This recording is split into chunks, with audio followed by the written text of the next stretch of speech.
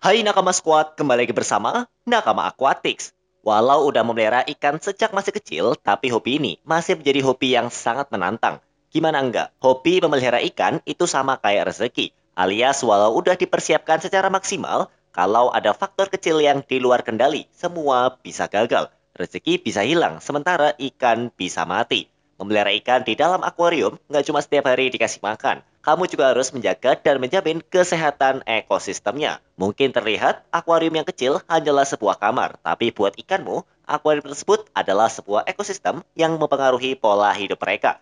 Terkadang perubahan suhu dan parameter air bisa mempengaruhi nafsu makan dan banyak hal lainnya. Maka dari itu, pelihara ikan nggak cuma melihara ikannya saja. Ada beberapa hal yang harus kamu perhatikan dan kamu laksanakan. Utamanya adalah memelihara filter. Apa saja yang harus kamu siapkan untuk menjaga kualitas air dan kesehatan ikan-ikan peliharaan kamu? Ini dia solusinya. Mau tahu apa saja? Tonton sampai habis ya. Yang pertama, mengukur dan mengetahui asam basa air. Beberapa minggu lalu, aku sempat baca tentang penghobi yang ngeluh kalau banyak ikannya yang terpaksa mati di Facebook. Kalau dulu forum obrolan ikan hias lebih banyak eksis di Kaskus. Saat ini Facebook jadi platform yang dipakai banyak penghobi buat mengobrol bahkan juga berjualan ikannya.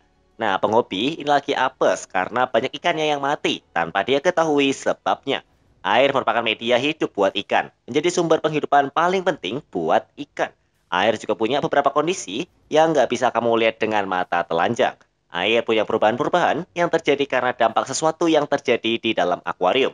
Untuk menjaga kualitas air agar tetap baik-baik saja, kamu harus punya alat pengukur asam basa air, atau lebih kerennya alat pengukur pH. Nah, walau penghobi ikan ada banyak, tapi kayaknya yang aware dan sadar akan pentingnya mengukur parameter air kayaknya masih sedikit. Padahal faktor ini bisa menjadi pembunuh dalam senyap bagi ikan-ikanmu. Kadar amonia, nitrit, dan nitrat yang tinggi bisa menjadi sebuah bencana yang bisa membahayakan ikan-ikanmu. Maka dari itu, alat pengukur pH bisa menjadi solusi, biar nggak ada hal buruk yang terjadi. Tingginya kadar amonia bisa terjadi karena sisa-sisa makanan yang menuai dan tidak bisa diangkat sempurna oleh media filter. Sisa makanan dan kotoran ini bisa membuat senyawa amonia jadi naik, menyebar hingga ke seluruh akuarium lewat air, dan akhirnya bisa membuat ikan kamu mabuk. Kalau nggak ditolong, ikanmu bisa mati. Bom amonia jadi salah satu mimpi buruk para penghobi ikan, karena ikan bisa mati tanpa sebab dan nggak terindikasi sebelumnya. Dengan alat pengukur pH, kamu bisa memastikan kondisi dan kualitas air dalam akuarium berada dalam keadaan yang terkendali dan aman untuk si ikan. Angka pH yang seimbang adalah di angka 7 hingga 7,8. Jika angka dari alat pengukur menunjukkan angka yang lebih rendah atau lebih tinggi, berarti air di dalam akuarium kamu lagi nggak berada dalam kondisi baik. Solusinya adalah dengan pemakaian media yang bisa menaikkan atau menurunkan pH air seperti batu apung untuk menaikkan dan air ketapang untuk menurunkan. Yang kedua, suhu akuarium. Setiap tahun, Indonesia pasti melewati sebuah musim di mana suhu menjadi sangat panas. Panas di Indonesia umumnya lebih dari suhu ideal dalam akuarium. Di beberapa kota, suhu panas bisa mencapai 35 derajat Celcius, bahkan lebih. Buat manusia, mungkin suhu segitu masih dianggap biasa saja. Tapi buat ikan, mungkin bisa jadi luar biasa. Suhu yang panas bisa bikin ikan jadi terganggu. Umumnya dia bisa jadi resah dan stres. Dari fase ini, ikan bisa dimakin turun kesehatannya kalau suhu air dalam akuarium menjadi sangat-sangat tinggi, atau malah naik dalam waktu yang singkat. Hal ini bisa saja terjadi kalau kamu menaruh ikan di tempat outdoor atau di area luar rumah. Karena matahari bisa langsung mengenai akuarium, maka suhu air bisa jadi makin tinggi. Umumnya, ikan yang sering terganggu dengan tinggi suhu dalam air adalah cana, apalagi yang berasal dari India.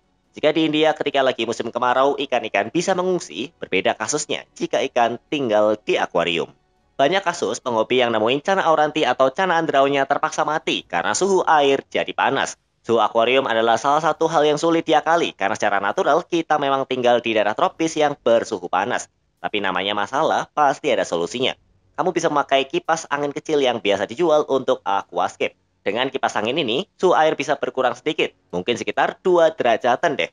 Kalau ada budget lebih, kamu bisa melihara chiller khusus akuarium yang gunanya buat nurunin suhu di dalam air yang sesuai dengan kebutuhan ikan. Baiknya sih, kamu menaruh akuarium di dalam rumah dengan suhu ruangan. Soalnya akuarium di luar bakal mudah terkena sinar matahari yang berdampak kepada pertumbuhan algae. Algae yang membandel bisa bikin akuarium jadi nggak kelihatan dipandang, pun nggak begitu sehat buat ikan-ikannya. Akuarium di dalam ruangan bisa mendapat suhu yang lebih adem ketimbang yang di luar. Plus, lebih sedap dipandang karena berada di ruang yang sejuk. Yang ketiga, filtrasi. Dulu sekitar tahun 2016-an, aku pernah beli Peacock Bass. Zaman itu Peacock Bass lagi ngetren banget dan harganya juga masih lumayan mahal. Di bass yang dulu aku punya, mungkin ukurannya sekitar 8 cm-an. Karena belum tahu lebih dalam soal filtrasi, aku cuma naruh media berupa kapas saja dan nggak ada media pendukung lainnya. Namanya juga belum ngerti, jadi sebagai penghobi yang baru terjun, error mungkin sesuatu yang bakal diadepin. Benar saja, ada yang salah dengan filtrasi tersebut dan akibatnya Peacock Bass yang baru kubeli cuma bertahan 2 hari saja sebelum akhirnya mati satu persatu. Filtrasi adalah jantungnya akuarium. Media filter lah yang memberi kehidupan kepada para ikan.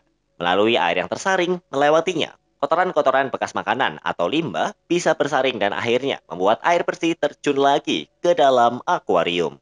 Setiap detik, air selalu mengalir dan terfiltrasi hingga tetap terjaga kualitasnya. Namun kinerja filter yang baik bisa menjadi buruk jika ada satu komponennya yang kurang. Filter yang baik adalah punya urutan lengkap yaitu filter mekanis, filter biologis, filter kimiawi. Ketiga urutan filtrasi ini harus disusun sedemikian rupa, jangan diganti. Yang termasuk filter mekanis adalah kapas Dacron, Airwall, dan yang paling baru dan mutakhir, cap mat. Kalau yang termasuk filter biologis itu karang jahe, bioring, keramik ring, biobox, atau bisa juga masih banyak lagi lainnya. Sedangkan yang termasuk filter kimiawi adalah batu zeolit dan karbon aktif. Setiap macam filter ini punya kegunaan dan fungsinya sendiri. Filter mekanis untuk menyaring kotoran atau serat berukuran besar, sebelum diurai lagi oleh filtrasi biologis, dan terakhir oleh filter kimiawi. Untuk menopang kinerja filter, kamu harus memakai sebuah mesin powerhead untuk mengalirkan air dari dalam akuarium ke chamber filternya. Powerhead ini diukur dari ukuran akuariumnya.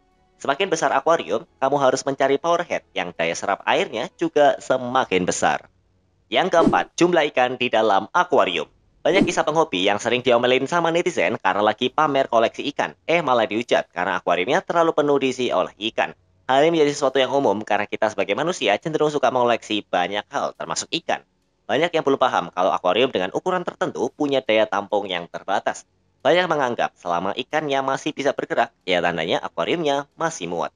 Padahal ya nggak kayak gitu. Overpopulasi merupakan masalah yang sering dihadapi oleh para penghobi ikan. Umumnya yang suka ngekomteng ikan.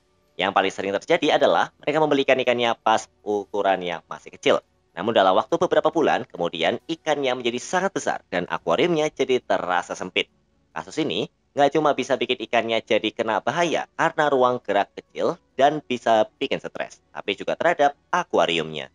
Akuarium yang overpopulasi bisa saja bocor karena ikan bergerak cepat dan menyeruduk kaca karena stres. Nggak semua ikan bisa hidup dengan tenang barengan sama ikan lainnya.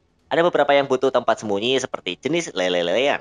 Kaca akuarium bisa retak karena gerakan atau tabrakan ikan yang berkekuatan kuat. Biasanya yang punya ukuran kepala besar seperti toman, kengiskan, RTC, dan lain-lain. Populasi ikan di dalam akuarium harus disesuaikan dengan ukuran akuariumnya. Pastikan ikan bisa bergerak leluasa, punya cukup ruang buat sembunyi dan beraktivitas, dan nggak sampai berantem satu sama lain. Jangan sampai keinginan buat koleksi banyak ikan membutakan kamu kalau akuarium di rumah nggak cukup. Harus mawas diri, harus menahan hasrat buat beli lagi. Hehehe. Ukuran akuarium yang ideal untuk ikan adalah yang panjangnya minimal 3 kali ukurannya. Jika ikan berukuran 20 cm, maka akuarium ukuran 60 cm agaknya masih cukup. Namun buat satu ekor ikan. Jika mau pelihara 3 ekor ikan ukuran 20, ya akuarium yang pas adalah yang berukuran 90 hingga 120 cm. Biar ikannya bisa bergerak leluasa di ruang yang lega. Yang kelima, komteng atau community tank. Sejak hobi ikan hias marak di Indonesia sejak tahun 1970-an, metode memelihara ikan dengan cara komteng masih menjadi salah satu yang paling populer. Dari ikan kecil kayak rasbora, sampai ikan besar kayak arapaima, semua bisa dipelihara secara komteng alias tinggal dalam satu akuarium. Di tahun 90-an, ikan yang paling sering dipelihara secara komteng adalah ikan mas koki. Sedangkan dari sisi ikan predator, ya ikan Oscar.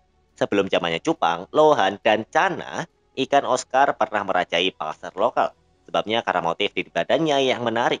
Bahkan beberapa ada yang punya motif unik dan dijual dengan harga yang selangit oleh penghobinya. Membuat sebuah komteng harus dilakukan dengan riset, nggak boleh asal-asalan, karena kamu harus paham karakter ikan yang kamu masukkan ke dalam akuarium. Baiknya, riset dilakukan sebelum kamu membeli ikan.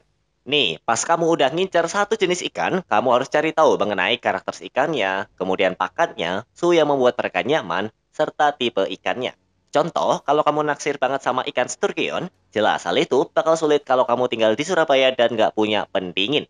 Ikan kayak sturgeon yang biasa tinggal di air dingin udah pasti nggak akan bisa bertahan hidup walau di wilayah yang panas. Bakalan sedih kan kalau kamu udah beli ikan mahal-mahal tapi mesti mati karena kamu nggak mengenal ikannya secara baik. Bisa juga pas kamu lagi ngincer beli cana andrao, tapi kamu taruh di dalam tank yang isinya neon tetra semua. Udah pasti neon tetramu bakal hilang satu persatu karena cana andrao adalah ikan predator, walau ukurannya cuma 10 cm-an. Dengan ukurannya kecil, neon tetra udah pasti bakalan jadi menu makanan si cana andrao yang punya karakter predatoris. Cara kayak itu jelas nggak tepat. Makanya lebih baik kamu riset dulu sebelum membeli ikan. Apakah ikannya bakal cocok dipelihara dalam konteng atau ikannya berkarakter soliter seperti ikan cana ataupun mungkin ikan arwana. Nah, kamu juga harus memahami kebutuhan parameter air setiap ikan, karena ada beberapa ikan yang hidup secara natural di perairan dengan pH rendah. Ada juga yang hidup di pH tinggi. Buat cari referensi riset, kamu bisa menggunakan website informatif soal ikan seperti seriouslivis.com, fishbase.se, dan mungkin juga nakamaaquatics.id, serta sebenarnya masih banyak lagi. Dalam website itu, kamu bakal mendapatkan informasi lengkap soal asal ikan, parameter air yang mereka butuhkan, jenis pakan, karakter, sampai dengan ukuran akuarium yang ideal. Pokoknya semuanya lengkap. Jadi, jangan sampai karena malu bertanya, kamu bakal dapat masalah. 6. Pemberian pakan. Pada tahun 1810, Philip Hagose menjadi manusia yang paling penting dalam memperkenalkan ke khalayak soal memelihara ikan di dalam tabung kaca, yang kamu kenal sebagai akuarium. Buat memelihara ikan di dalam akuarium, salah satu hal yang paling penting adalah dengan memberi makan. Makanan apa yang biasa dikasih ikan peliharaan? Macamnya ada banyak, tergantung sama jenis ikannya. Ikan kecil yang bersifat omnivora biasanya diberikan pelet atau makanan kering. Sedangkan yang bersifat predator biasanya dikasih makanan hidup kayak cacing atau ulet. Begitu juga dengan ikan yang berukuran besar. Biasanya menu makannya nggak jauh beda dengan ikan berukuran kecil. Yang galak dikasih makanan hidup, sedangkan ikan baik dikasih makan pelet. Tapi nggak selamanya gitu, karena ikan galak kadang juga mau makan makanan beku yang biasanya terdiri dari cacing, filet ikan, dan udang. Pemberian makan bisa jadi salah satu momen paling menghibur dalam hobi ikan. Hal ini juga bisa jadi bumerang, karena biasanya penghobi cenderung akan lebih sering memberi makan, biar mereka bisa melihat serunya para ikan menyantap makanan yang diberi. Inilah yang menjadi senjata makan tuan, karena kebanyakan dikasih makan efeknya bisa jadi buruk buat si ikan. Ikan bisa kegemukan dan muntah yang akhirnya bikin air jadi butek dan gak sehat. Plus baunya jadi amis. Ikan yang paling sering muntah pas dikasih makan adalah red tail catfish. Sebabnya karena ikan ini teramat rakus dan gak pernah mau berhenti makan. Makanya, sama seperti manusia, pola makan ikan juga harus dijaga. Baiknya ikan diberi makan sehari sekali dengan porsi yang cukup dan jangan sampai tersisa. Ikan predator kadang bisa dikasih makan 2 hari sekali. Overfeeding tuh nggak baik ya. Yang ketujuh, rutin mengganti air. Pas ngeliat videonya Predatory Fins beberapa hari lalu, aku takjub dengan sistem pergantian airnya yang mereka otomatis. Pipa-pipa disambung ke setiap akuarium yang nantinya bisa mengalirkan air baru dan segar untuk menggantikan air lama. Orang bule banyak banget yang melakukan ganti air atau water change setiap hari.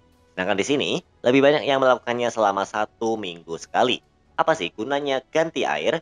Pas kamu kasih makan, partikel makannya bakal jatuh ke dasar dan akhirnya membusuk.